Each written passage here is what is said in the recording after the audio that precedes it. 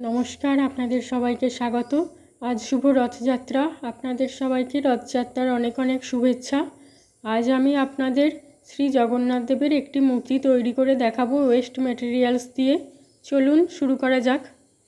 প্রথমে আমি একটি হজমোলার খালি শিশি এবং কিছুটা কার্ডবোর্ড নিয়ে নিয়েছি। এবার কার্ডবোর্ডটাতে শ্রী জগন্নাথ দেবের মুখটা পেন্সিল দিয়ে এঁকে নেব। এঁকে নিয়ে সেই অংশটা কেটে নিচ্ছি। এই অংশটা এবার শিশিটির সামনের দিকে আঠা দিয়ে লাগিয়ে নিচ্ছি। কিছুটা নিউজ পেপারকে রোল করে সেটাকে কেটে নেব। কেটে নিয়ে সেটাকে দুদিকে হাতের মতো লাগিয়ে নেব আঠা দিয়ে। পুরো কাজটাই আমি ওয়েস্ট ম্যাটেরিয়ালস দিয়ে করছি। অনলাইনে কিছু কিনলে যে প্যাকেটের মধ্যে আসে সেই প্যাকেটগুলো আমি রেখে দিয়েছিলাম। প্যাকেটটাকে ছোট ছোট করে কেটে নিয়ে আমি সামনের দিকটাতে কাপড়ের মতো করে লাগিয়ে দিচ্ছি। কাগজের দুটো ছোট ছোট টুকরো কেটে নিয়ে হাতের সামনের দিকটাতে লাগিয়ে নেব। অনলাইনে কিছু কেনা হয়েছিল, এটাও প্যাকেটের মধ্যে ছিল, এটাকে আমি ফেলে দিইনি। এইটাকেও ছোট ছোট কেটে নিয়ে এগুলো দিয়ে মালা তৈরি করে নিচ্ছি। এবার ওয়ালপুট্টির সাথে একটু ফেভিকল এবং জল মিশিয়ে পুরোটার উপরে লাগিয়ে নেব। কার্ডবোর্ডেরই কিছুটা অংশ কেটে নিয়ে মুকুট তৈরি করছি।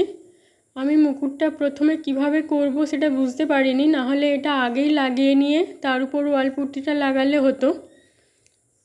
এটার উপরে ওয়ালপুট্টি লাগিয়ে নিচ্ছি। আপনাদের কাছে কিছু প্রাইমার থাকলে সেটা লাগিয়ে নিতে পারেন। আমার কাছে এই মুহূর্তে প্রাইমার ছিল না। এবার আমি শ্রী জগন্নাথ দেবের মুখটা পেন্সিল দিয়ে এঁকে নিয়ে সেটাতে রং ভরে নিচ্ছি।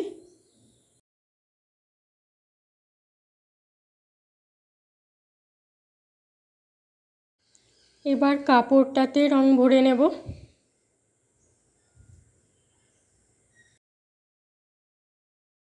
মুকুটটাতে প্রথমে হলুদ রং ভরে নিচ্ছি।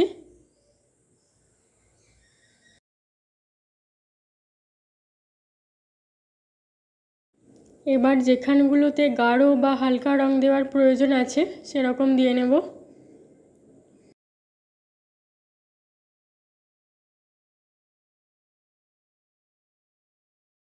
এবারে মুখ এবং চোখটাতে রং দিয়ে নেব।